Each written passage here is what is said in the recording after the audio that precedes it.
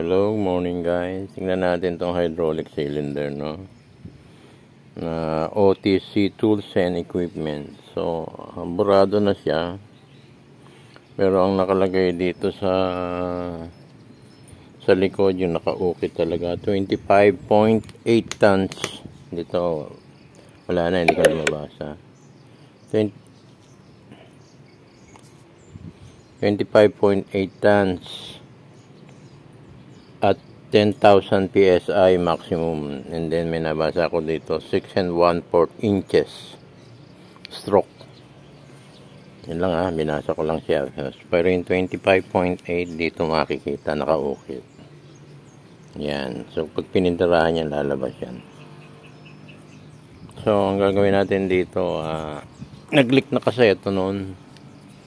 So yung O-ring, and then hindi ko na naasikaso. So, papakita ko sa inyo kung paano tanggalin tong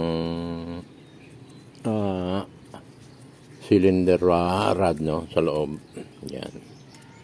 So, first tingnan natin to, tanggalin natin to, no, special tools to, yan.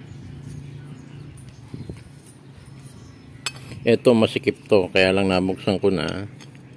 So, pag inano mo, yan ang tools niya.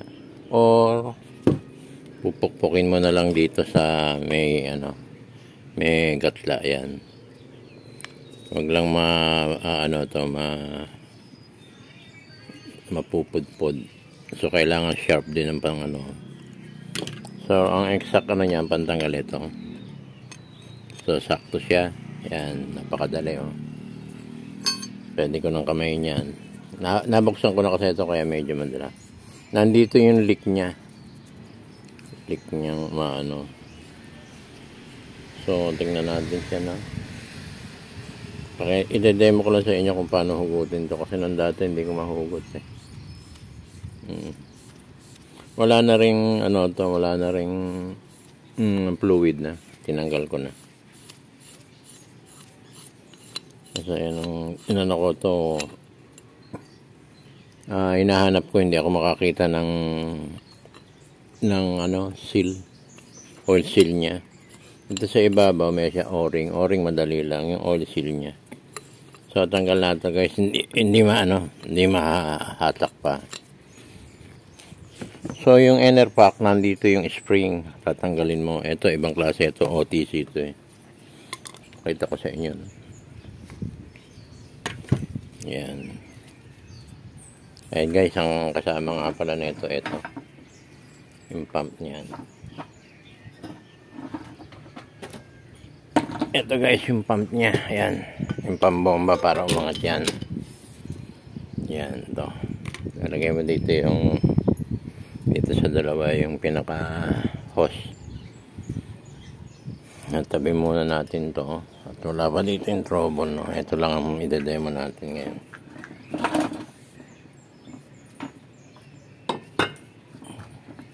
So, buksan muna natin to, no? So,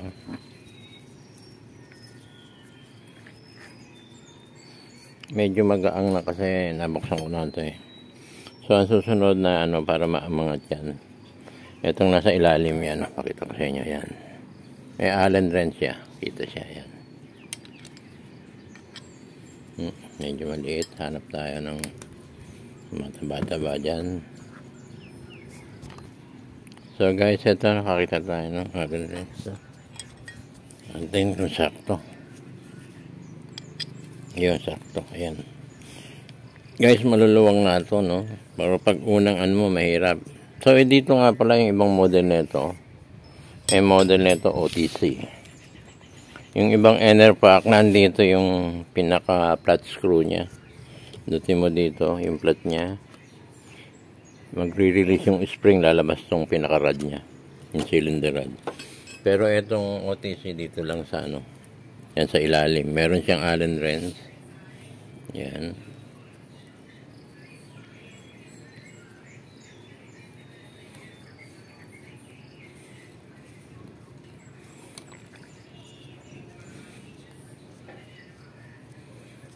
Hanggang lumabas yung no. Natin siguro ang kamay yan, mas mabilis. So, yan lang. Itong dalawa lang nito, makakakalas kayo, no? Ito, yan. Then, hugutin na natin dahan-dahan, no? Dito tayo para ingat lang, baka magalusan. Medyo sensitive ang mga cylinder nito. Yan, medyo maganit, ha? Dapat yan swabe.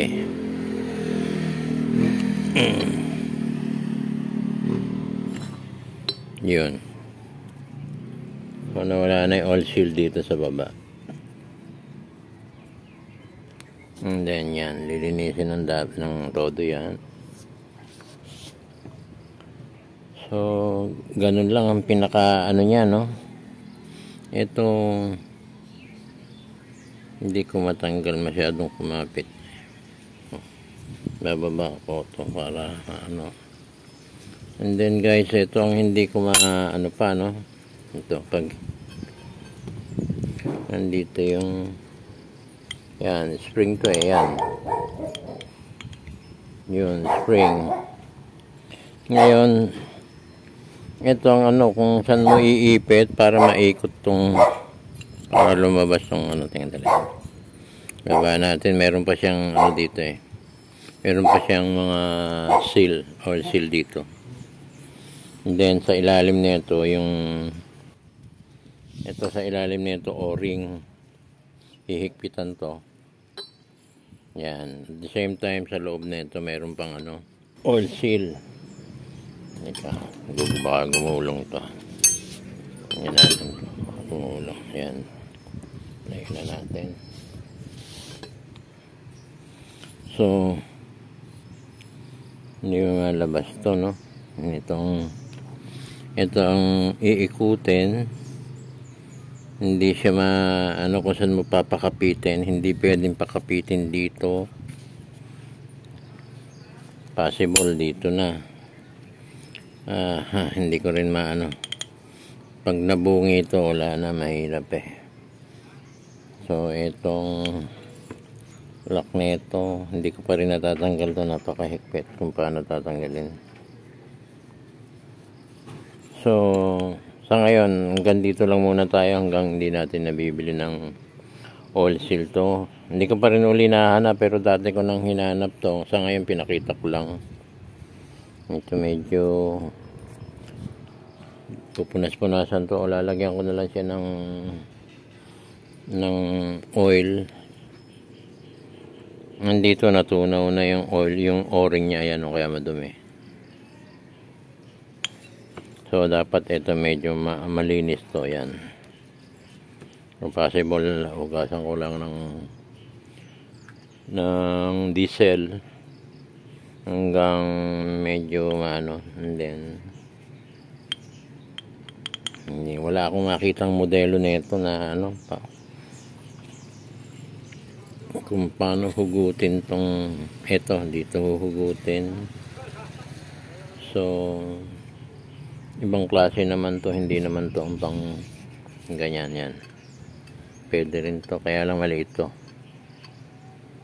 Ibang klase naman siya. May pang ipit ako, iba naman yung bilog. Special tools, pwedeng mag-modify, kakawit nito, tsaka igaganon. Yan, igaganon na lang. Ang nagiging ano ko ito. So, kung hindi ka kahigpitan to, dito mo iipit sa pinaka ito bakal eh. Ito lang ang pwedeng ipitan, hindi mo pwedeng pakapitin dito. Once na nagalusan to, wala na.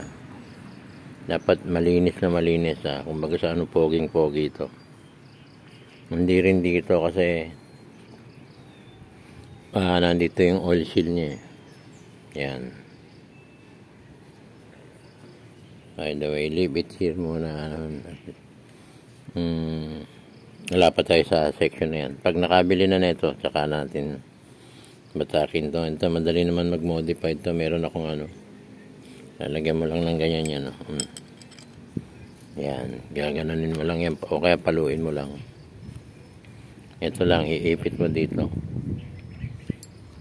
Or 24 hours ibabad mo sa meron akong binabad nun sa ano, sa WD-40 binabad ko na matulin. Mga isang baso nilublob ko, talagang ginastahan ko. Kasi yung oil niya mahirap, hindi masyadong yung WD-40 na talagang itong parting may thread sa loob. Doon ko isang ganun ko lang, isang pokpok ko lang. Dito, pwede nang pakapitin dito sa sa clamp. So, madaming way, no? Or babalutan ng yan. Babalutan ng makapal na pangkapit. Or iipit sa clamp to. Kukuha ka ng pambanat dito. Hindi metal yung ibang panghataw. So, sa ngayon, yan lang muna ang pinaka-demo natin, no? Ko muna ito. Teka, ililinisin ko muna ng diesel kasi